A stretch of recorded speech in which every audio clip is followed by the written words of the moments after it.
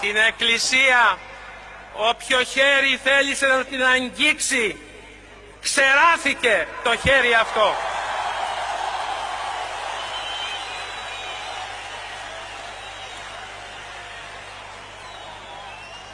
Την Ελλάδα θέλουν να την κάνουν να προσποιείται τον άθεο για να φαίνεται δήθεν εξυγχρονισμένη και προοδευτική.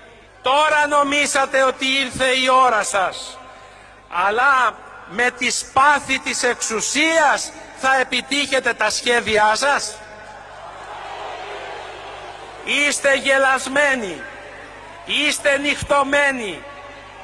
Σας το επαναλαμβάνω, θα μείνετε και πάλι μόνοι σας.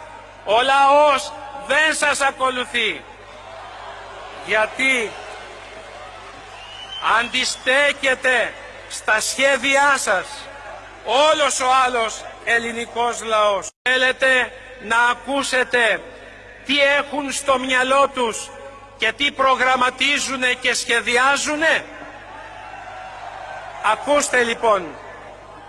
Πρώτον, να φύγει από την προμετωπίδα του συντάγματός μας η επίκληση στην Αγία Τριάδα εις το όνομα της Αγίας και Ομοουσίου και Αδιαιρέτου Τριάδος. Να γίνει υποχρεωτικός ο πολιτικός γάμος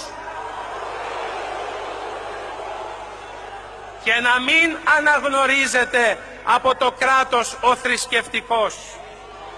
Να μην ορκίζεται στο Ευαγγέλιο ούτε η κυβέρνηση, ούτε η Βουλή, ούτε ο πρόεδρος της Δημοκρατίας.